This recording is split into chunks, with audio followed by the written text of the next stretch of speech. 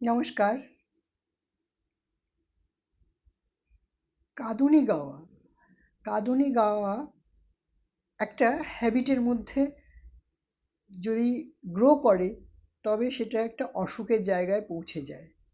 আমাদের জীবনে যখনই কোনো কষ্ট দুঃখ আসে তখন আমরা কোনো না কোনো একটা মানুষকে বেছে নিই, যার কাছে ডেইলি প্রত্যেকদিন একই কথা বলতে থাকি যে আমার এই কষ্ট হয়েছে, আমার ওই কষ্ট হয়েছে, আমার জীবনে এই অসুবিধে, আমার জীবনেও সেই অসুবিধে। বা সাংসারিক ক্ষেত্রে যারা বিবাহিত, তাদের সাংসারিক ডেইলি লাইফে কিছু না কিছু সমস্যা থাকে। সেই সমস্যাগুলো নিয়ে কোনো না কোনো একজন মানুষকে আমরা সিলেক্ট করে তাকে ক্রমাগত নিজের সংসারের অসুবিধের কথা, অসুবিধের গল্প, নিজের জীবনের সমস্যার গল্প আমরা তাকে করতে থাকি।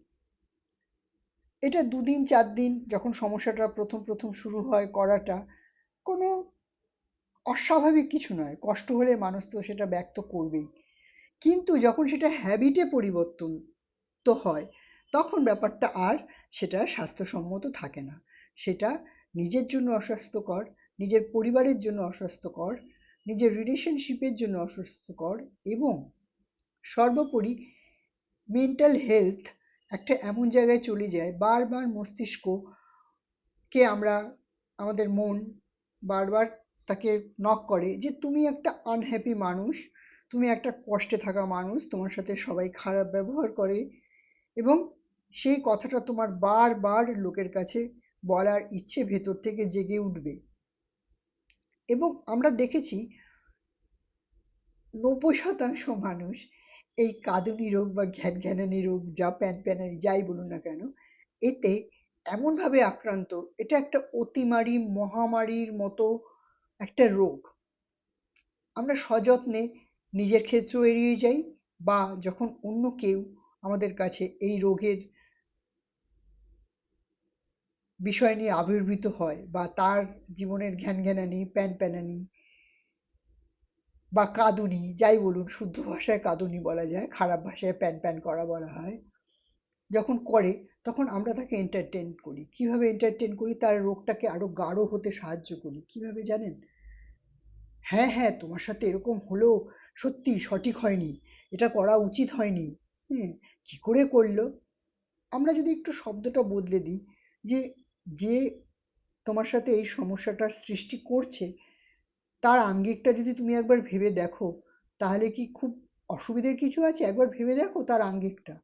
হয়তো দেখা যেতে পারে এই সমস্যাটা আর বাড়লো না।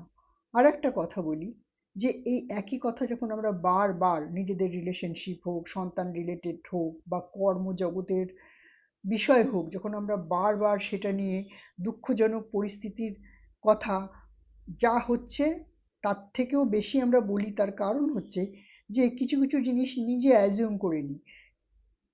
যার সাথে বিবাদ বাঁধলো, সে যে কথাটা বলল, সেই কথাটার সাথে নিজের মস্তিষ্ক থেকে আরো ৫টা কথা জড়ো করে তার সাথে মিলিয়ে মিশিয়ে সেটাকে পাঞ্চ করে সুন্দর করে কোকো কলার মধ্যে যেমন, সফট ড্রিঙ্কের মধ্যে যেমন ধরুন পাঞ্চ করা হয় না, চাট মশলা বা একটু লেবু দিয়ে, নিজেই নিজে, অন্য কেউ না, করে আরেকজনের কাছে পরিবেশন করলাম। সে আবার আরেকজনের কাছে পরিবেশন করলো। আস্তে আস্তে পরিবেশটা এমন হয়ে যায় যে মস্তিষ্ক বিশ্বাস করতে শুরু করে যে ওটাই একমাত্র পরিস্থিতি, যে পরিস্থিতিটা আমি রোজ ফেস করি। এবং বিশ্বাস করবেন কিনা জানি না, বিশ্বাস অবশ্যই করবেন, যে মানুষগুলো ঘ্যান ঘ্যান প্যান প্যান করে এবং নির্দিষ্ট বিষয় নিয়ে তাদের জীবনের রেগুলার বেসিসে সেই ঘটনা ঘটবে। যে মানুষটির পাতে চুল পড়লে খুব অসুবিধে হয়, খাওয়ার সময় তার ঘিন ঘিন করে ওঠে গা, তার পাতে চুল পড়বেই। একটা পরিবারে ১০টা লোক বসে আছে খাচ্ছে, ১০ জনের পাতে চুল পড়ছে না, একজনের পাতে চুল পড়ছে। কখনো খেয়াল করে দেখেছেন কি? বা কাকড় পড়া, তার কারণ হচ্ছে সে মাথায় অলরেডি চিন্তা করছে যে আমার কাকড় পড়বেই হাতে, কারোর পড়ুক না পড়ুক।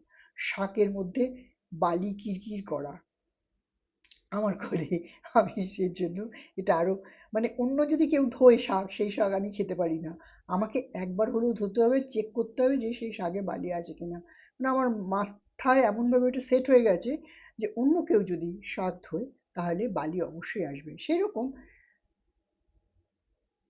অন্যদেরও কারো কারোর এক একজনের এক এক রকম বিষয় আছে।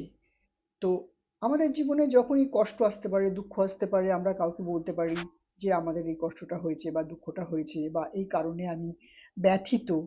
কিন্তু যখন এটা বারবার বারবার বলতে থাকবো না, সেটা জীবনের একটা প্যাটার্ন তৈরি হয়ে যাবে এবং সেই ঘটনা বারবার আমাদের জীবনে ঘুরে আসবে। যেমন চুল, শাকের বালি আর ভাতের মধ্যে কাঁকড় দানা, উদাহরণটা দিলাম। এই জন্য দিলাম, সহজ করে একটু মজা করেও বললাম, হয়তো কথাটা খুব সিরিয়াসলি বলতে চাইছি না।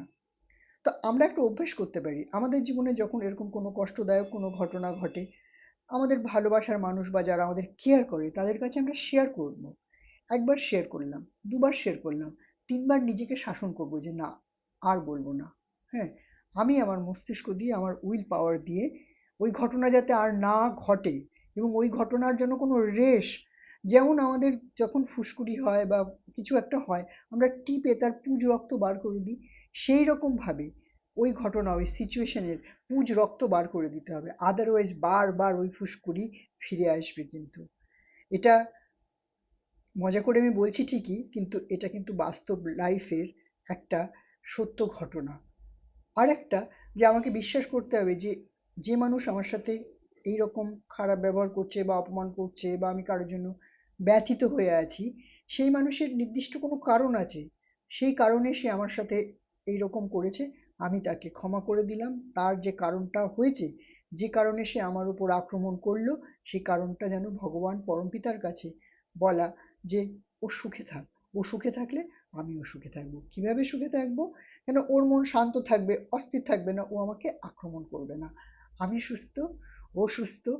নিজের সুস্থতার কামনা করার থেকেও যে মানুষের দ্বারা আমরা আক্রান্ত হই তার সুস্থতা কামনা করা আমাদের জন্য আরো বেশি জরুরি। আমাদের স্বার্থপর মন কখনোই এটা চায় না যে যে আমার সাথে খারাপ করেছে তার আমি ভালো চাইবো। কেন চাইবো? কি প্রয়োজন আমার? আমারই বেশি প্রয়োজন। তার ভালো আমাকে চাইতেই হবে, কেন সে ভালো থাকলে আমার পেছনে আর লাগবে না। এটাই জগতের নিয়ম। সে তার ভালো থাকাতে মশগুল হয়ে যাবে। তো আমরা একটা ডিসিশন নিতে পারি যে কোনো বিষয় যদি বারবার আমাদের বলার ইচ্ছে জাগে মনে, তাহলে নিজেকে কন্ট্রোল করা।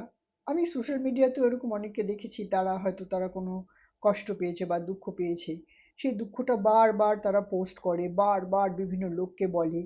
আমি খারাপ বলছি না, অনেক মানুষ দুঃখ থেকে তাড়াতাড়ি বেরোতে পারে না, আমি তাদের জন্য বলছি তোমরাও একটু চেষ্টা করো। দুঃখ তো জীবনের একটা অঙ্গ। আর আমরা প্রত্যেকেই যে বিষয়ে দুঃখ পাই না কেন, আমরা একটা ট্রেনের যাত্রী প্রত্যেকেই। প্রথম দিন যেদিন জন্মেছিলাম, সেদিন ট্রেনে যখন উঠলাম, মানে আমরা জন্মালাম, তখন প্রথম সাথী ছিল কয়েকজন, ডাক্তার, মা। তারপরে আস্তে আস্তে সেই ট্রেনে আরও যাত্রী, বাবা এলো দেখতে, মুখ দেখতে, ঠাকুমা, দিদিমা, পরিবারের সব লোক। এবং বিভিন্ন সময় বিভিন্ন স্টেশনে এক একজন করে নেমে যাবে, কেউ বয়সের ভারে নেমে যাবে, কেউ তার সময় হয়েছে, তার স্টেশন এসে গেছে, সে নেমে যাবে। আমি মৃত্যু নিয়েই বলছি। দুঃখ করো, কষ্ট পাও, কষ্ট পাওয়াটা একটা মানবিক কি একটা দিক।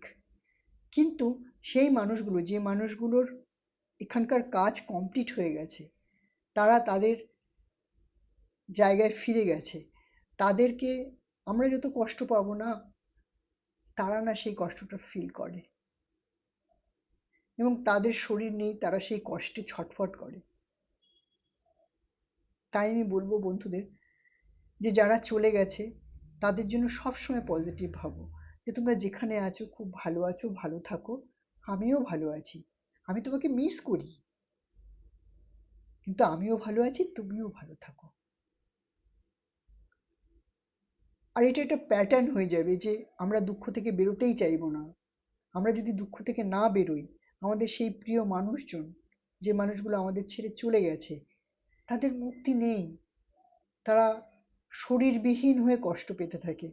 আমরা কি তাদেরকে কষ্ট দিতে চাই? চাই না তো। নিজের নিজের দুঃখটাকে আঁকড়ে থাকার কারণে তার মুক্তি হচ্ছে না। আমাদের তো ওইটাও দায় আছে তাকেও মুক্তি দেওয়ার। আর একটা প্যাটার্ন তৈরি না করা, যে একটা দুঃখের চক্রের মধ্যে শুধু ঘুরতেই থাকবো, ঘুরতেই থাকবো, ঘুরতেই থাকবো। না, আমরা সবাই একটা ট্রেনে উঠেছি, একটা নির্দিষ্ট গন্তব্যে পৌঁছবো, ইন বিটুইন যে যাত্রীর সাথে কারোর সাথে ফোন নাম্বার বিনিময় হবে, কারোর সাথে জাস্ট চোখাচোখি হবে, কারোর সাথে ঝালমুড়ি বিনিময় হবে, কেউ স্টেশনে নেমে যাবে, কারোর সাথে শেষ দিন অবধি আমাদের জার্নি থাকবে।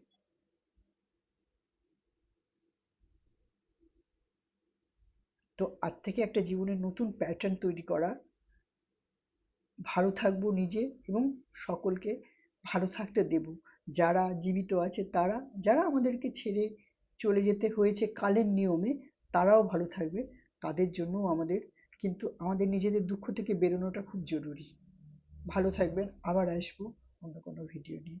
আজকে এখানেই শেষ করছি।